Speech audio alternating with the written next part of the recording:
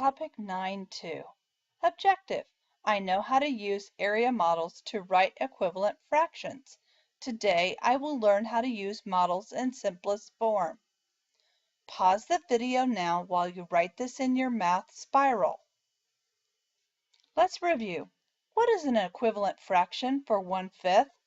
Remember, always multiply or divide the numerator, which is the top number of a fraction, and the denominator, bottom number of a fraction, by the same number. Write your answer in your math journal, then check. Any answer is acceptable as long as you multiplied the numerator and the denominator by the same number. For an equivalent fraction to 1/5, I multiplied the numerator and the denominator by the same number too. For example, 1/5 times 2 is 2/10. So the equivalent fraction is 2/10 to 1/5.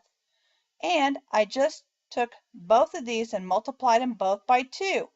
As long as you multiply the numerator and denominator by the same number, you get an equivalent fraction. Begin by getting Teaching Tool 25. Use the area models to write the fraction of squares that are shaded and the fraction of squares that are unshaded. Let's begin by counting how many squares are in the model altogether. Write that number in your math journal. Altogether, I have 5 rows by 5 rows. So I have 25 altogether. So I know that's going to be my denominator.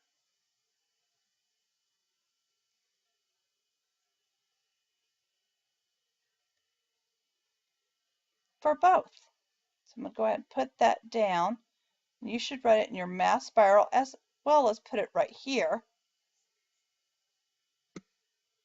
So I'm putting it in my math journal right here, 25. Now, how many squares are shaded? Write that number as a numerator in your math journal. Okay, how many are shaded? I have 10 because I have 1, 2, 3, 4, 5, or 2 rows of 5, so 10 that are shaded. Okay, I'm going to go ahead and count the unshaded now. I have 1, 2, 3 rows of 5, which is 15. Okay, and I'll put this in my math journal. All right, 10 15ths, and I'll go ahead and put my unshaded even though I didn't write that.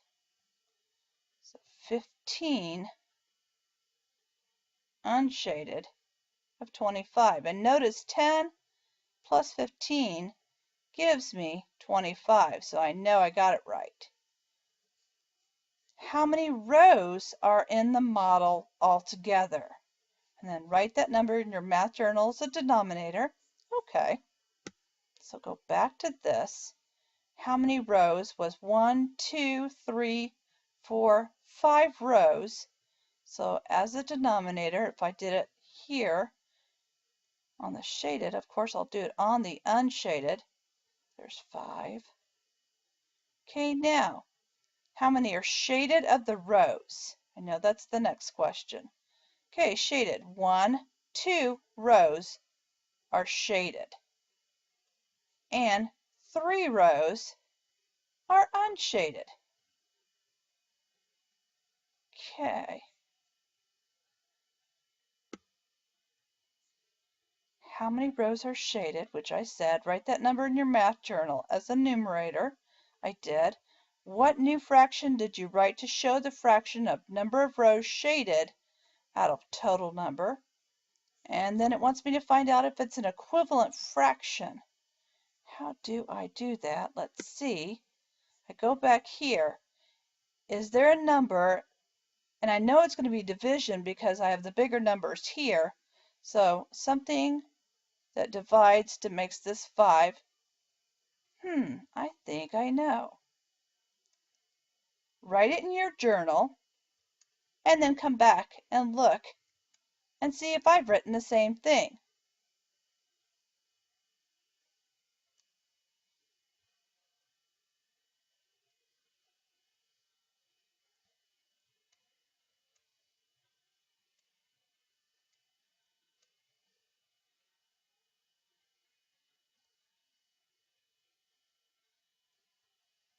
Yep, these are equivalent fractions. How do I know? Because I could divide by the same number for the numerator or denominator. These didn't have to be the same, they just happened to be this time.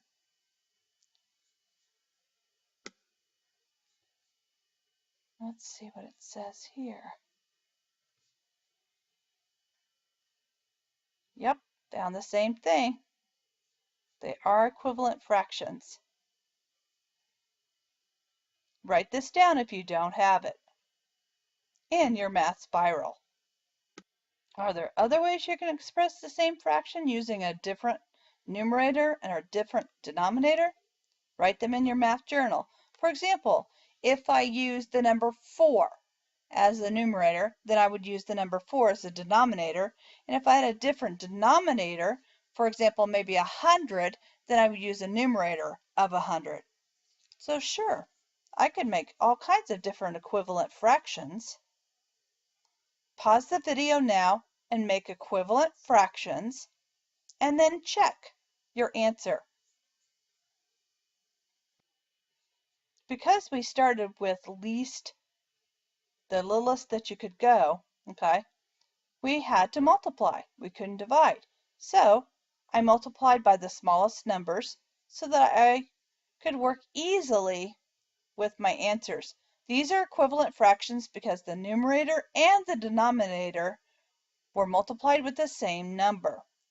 So 4/10 and 6/15 are equivalent fractions to 2/3, and 6/10 and 9/15 is equivalent to 3/5 because I multiplied the numerator and the denominator by the same number. Okay, begin by getting teaching tool back out. Number 25. For the second problem, use the area models to write the fraction of squares that are shaded and the fraction of squares that are unshaded. Let's begin by counting how many squares are in the model altogether and write that number in your math journal. Okay, we're going to look and we see 1, 2, 3, 4, 5, 6, 7, 8, and 1, 2, 3, 4, 5, 6, 7. 7 times 8 is 56 altogether. So I know I'm going to put that as my denominator for the shaded and unshaded. I already know what goes on the top, but let's go back. You should always read just in case. It says put it in your math journal, the number altogether was 56. How many squares are shaded? Write that number as a numerator in your math journal. Okay. What fraction can you write to show the number of gray squares? Write that number in your math journal. Okay.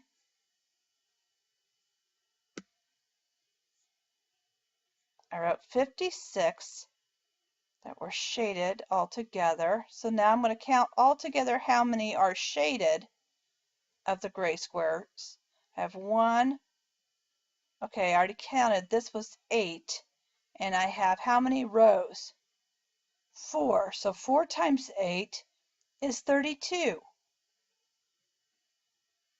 There we go.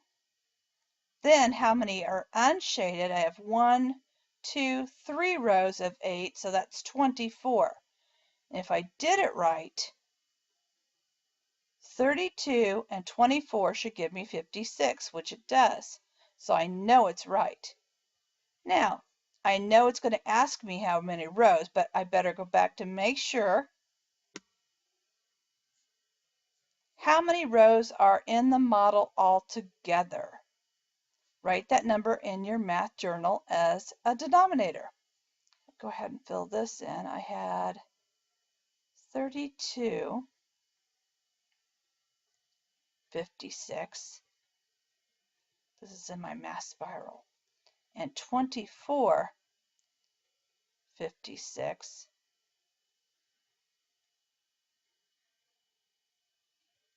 Oops, there we go.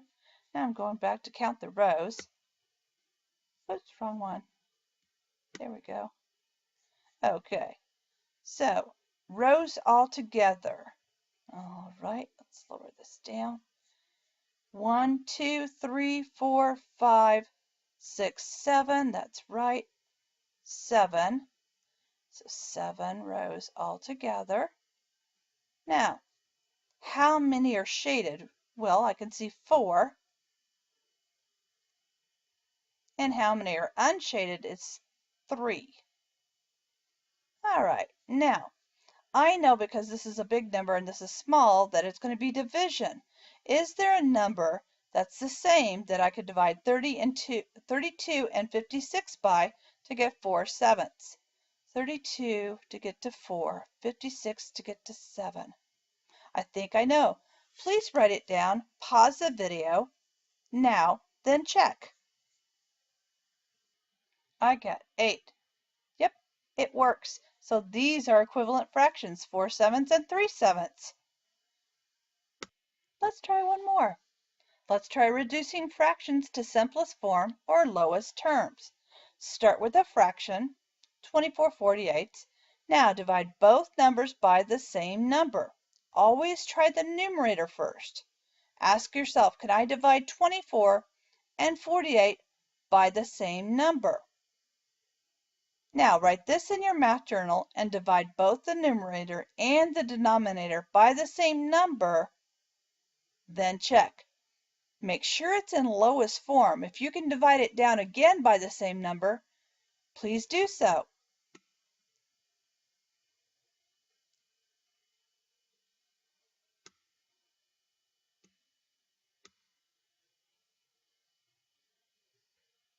Pause the video now. As I said, always try the numerator first. If you did, this was a shortcut to simplest form. If you didn't, it just takes a little longer. Here's one way, and here's another. But as you can see, 12 times 2 would give you 24, and 6 times 4 would also give you 24. So any way is fine as long as you divide it down as far as you can get it with the same numerator and denominator. Write these in your journal now. Pause the video. Write your self-assessment in your spiral now.